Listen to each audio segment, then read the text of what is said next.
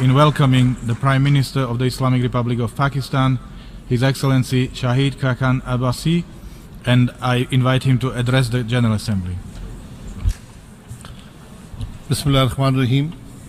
Mr. President, Excellencies, distinguished delegates, ladies and gentlemen, I would first like to convey the deepest sympathies of the people and government of Pakistan to the people of Mexico affected by the recent earthquake, and also to all those affected by storms Irma and Maria.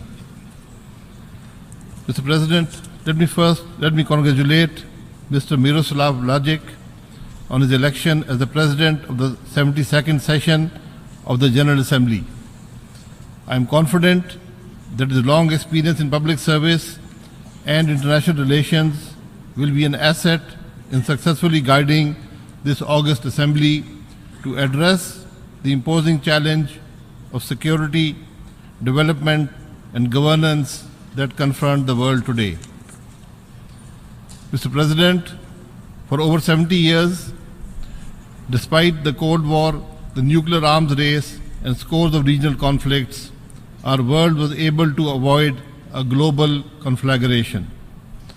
This can be ascribed in large measure to the adherence by most states to the prohibition of the use or threat of use of force, except under the authority of the UN Charter. Unfortunately, the principles of the UN Charter have been progressively eroded in the new millennium. In recent years, some countries have displayed a growing proclivity to resort to unilateral force and intervention against other states. Coercion and threats have emerged again as the main currency in the management of interstate disputes and differences.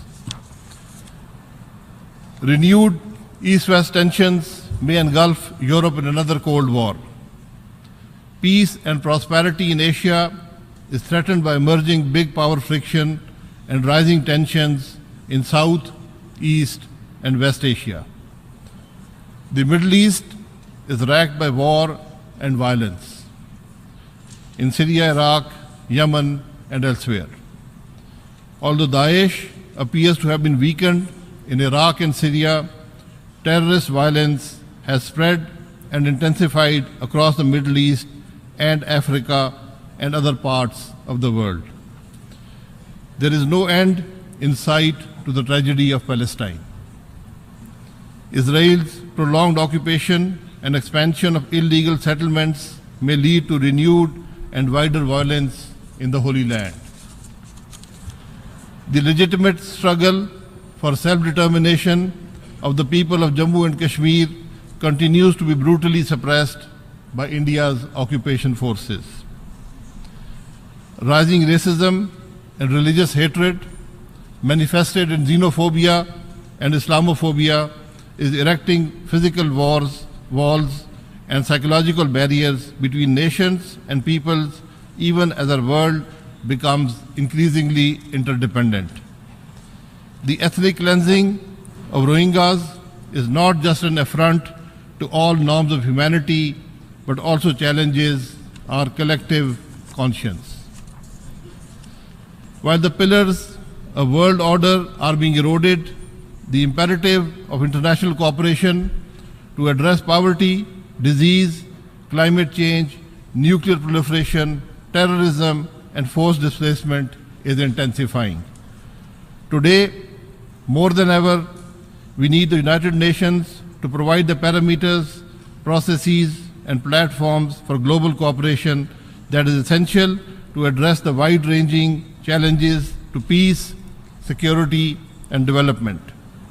Pakistan welcomes the efforts launched by Secretary General Antonio Guterres to revitalize the United Nations capabilities in peace and security, development, and management. We are also committed to reform that transforms the Security Council into a more representative, democratic, and accountable body rather than an expanded club of the powerful and the privileged. Mr. President, Pakistan celebrated the 70th anniversary of its independence last month. This month marks the 70th anniversary of Pakistan's membership of the United Nations. Pakistan's commitment to the principles of the United Nations is evident from the long record of its constructive role in the initiatives and contributions that have shaped the decisions and discourse at this world body on decolonization, development, trade, international law, human rights, refugees, peacekeeping, security, disarmament, and the United Nations budget and management. Pakistan has consistently been one of the world's top troop contributors to UN peacekeeping. We will remain on the front lines of peacekeeping and continue to offer professional and well-trained personnel to the United Nations despite our own security challenges.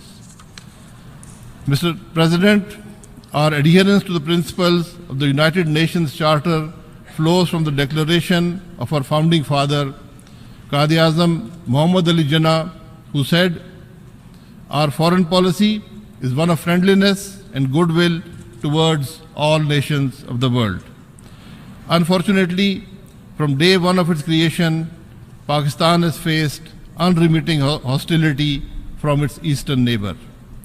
India refuses to implement the unanimous resolutions of the UN Security Council, which mandate a UN-supervised plebiscite to enable the people of Jammu and Kashmir to freely decide their destiny. Instead, India has deployed nearly 700,000 troops in occupied Kashmir to suppress the legitimate struggle of the Kashmiris to exercise the right to self-determination. This is the most intense foreign military occupation in recent history.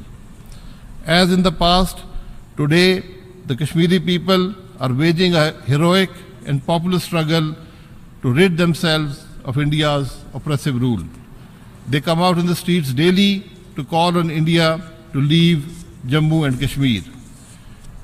India has responded with massive and indiscriminate force to suppress the Kashmiris, shooting indiscriminately at children, women, and youth. Hundreds of innocent Kashmiris have been killed or injured. Shotgun pellets have blinded and maimed thousands of Kashmiris, including children.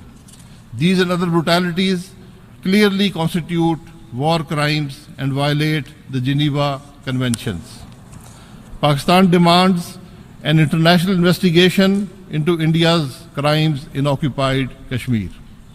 We ask that the United Nations Secretary General and the High Commissioner for Human Rights send an inquiry commission to occupied Kashmir to verify the nature and extent of India's human rights violations, secure the punishment of those responsible, and provide justice and relief to the victims. Pakistan also urges the international community to call on India to halt pellet gun attacks and other violence against unarmed demonstrators, to stop the use of rape as an instrument of state policy, end media blackouts, rescind its draconian emergency laws, and free all Kashmiri political leaders. Mr. President, to divert the world attention from its brutalities, India frequently violates the ceasefire along the line of control in Kashmir. Despite over 600 violations since January this year, Pakistan has acted with restraint. But if India does venture across the LOC or acts upon its doctrine of limited war against Pakistan, it will evoke a strong and matching response. The international community must act decisively to prevent the situation from a dangerous escalation.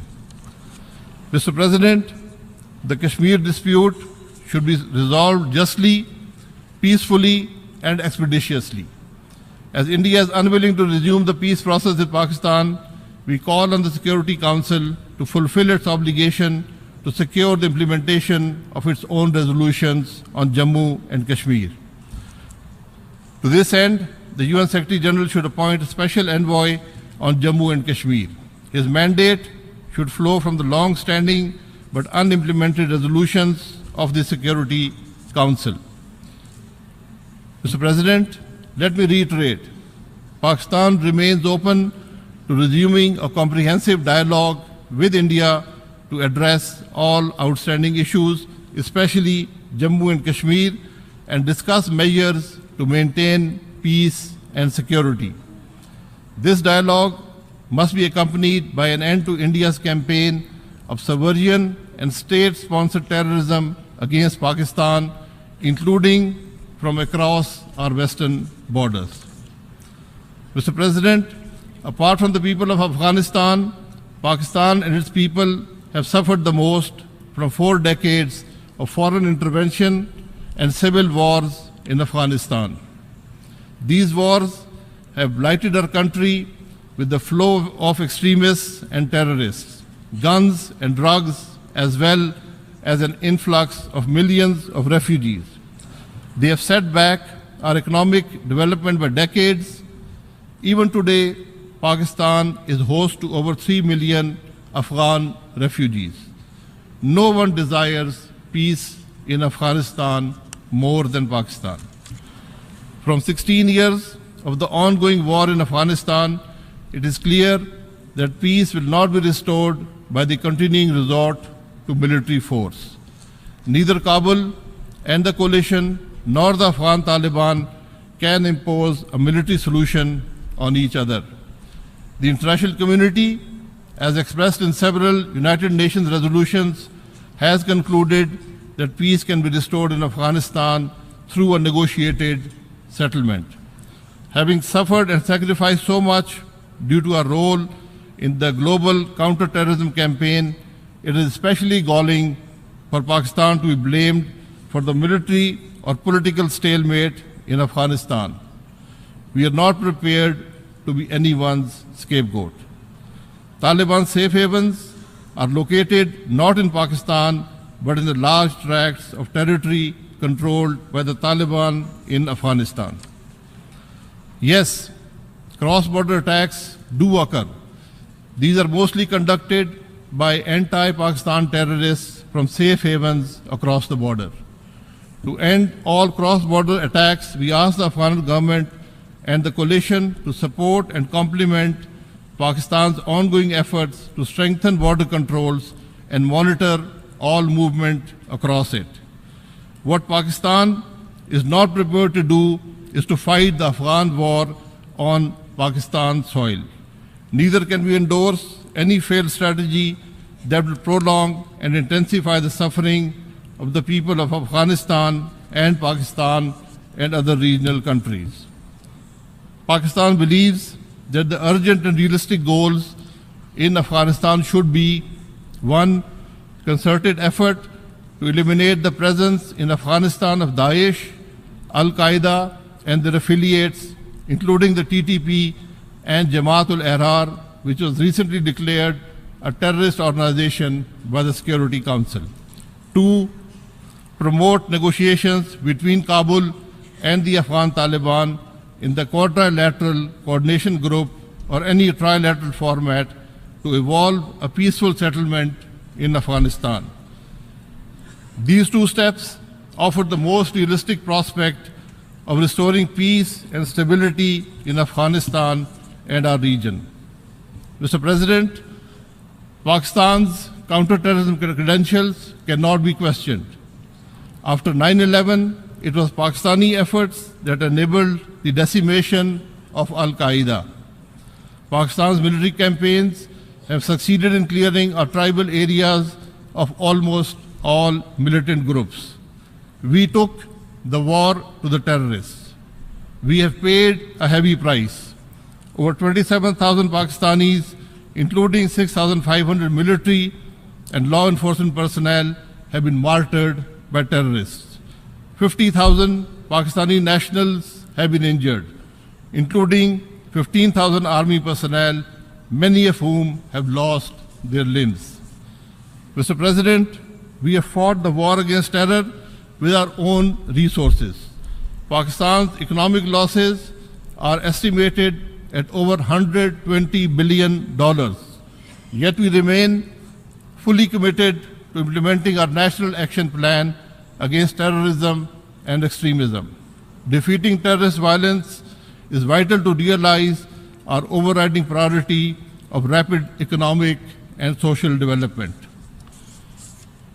Mr. President, terrorism is now a global phenomenon which must be addressed comprehensively. We see two major gaps in the global counter-terrorism strategy. First, the international community has failed to address the issue of state-sponsored terrorism. This is an instrument of choice of the agents of chaos and aspiring hegemons.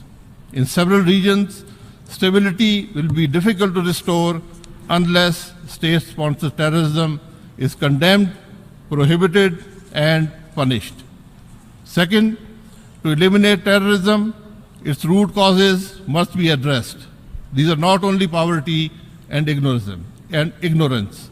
Terrorism is even more an extreme response to real or perceived political and other grievances, including foreign intervention, oppression, and justice. Unless such root causes are addressed, it will be difficult to counter the twisted narrative of terrorist groups. Mr. President, confronted by a hostile and increasingly militarized neighbor, Pakistan has been obliged to maintain the capability for credible deterrence. My country developed nuclear weapons only when these were introduced in a region by this neighbor. Our strategic assets are vital to deter off-threatened aggression. They are tightly and effectively controlled, as has been widely acknowledged by experts. The world community would be well served by enabling Pakistan to join global non-proliferation arrangements such as the Nuclear Suppliers Group on a non-discriminatory basis. Mr. President, climate change poses a new and existential threat to mankind's future. Extreme climate events are multiplying. Their consequences, flooding in Texas, landslides in Nepal and Sierra Leone, devastation in the Caribbean and Puerto Rico, disappearing Himalayan glaciers are global and indiscriminate. As one of the most vulnerable states to climate change, we believe that it is in our collective interest to pursue and realize the goals of the Paris Agreement and build a new and greener model for growth and development. Mr. President, growth and development remain the primary objectives of the developing countries. The United Nations Sustainable Development Goals represent the most ambitious development agenda in history. The development challenge has become even more imposing due to the combined constraints of climate change, rising protectionism, fraying international cooperation, and proliferation of conflicts. The vision of shared growth spelled out in Chinese President Xi Jinping's Belt and Road Initiative offers a solid path to prosperity and a model of South-South cooperation worthy of emulation. Mr. President, Pakistan's economy has recorded a remarkable revival in the past 4 years.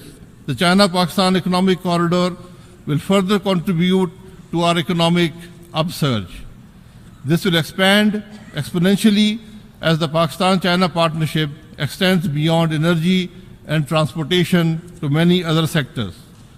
Pakistan's integration into the Eurasian Belt and Road Network will provide a firm foundation for Pakistan's rapid economic development. With a youthful population of 207 million people, we are confident that an economic strategy anchored on rising incomes, consumption, and production will propel Pakistan towards greater prosperity. To achieve this priority goal for our people, Pakistan seeks to build peace within our country and security around our borders. We seek good relations with all states on the basis of sovereign equality. We will respond positively to all offers of friendship and cooperation. Mr. President, we are poised at a critical inflection point in history. The world order that has prevented a global war for over 70 years is under threat.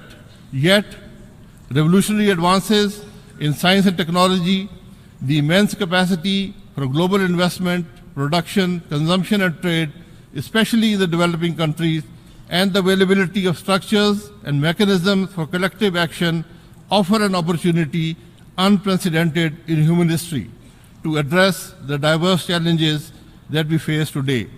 It is here, through the United Nations, that the peoples of the world can seize the opportunities to achieve our common vision of a more just, peaceful, and prosperous world. I thank you, Mr. President.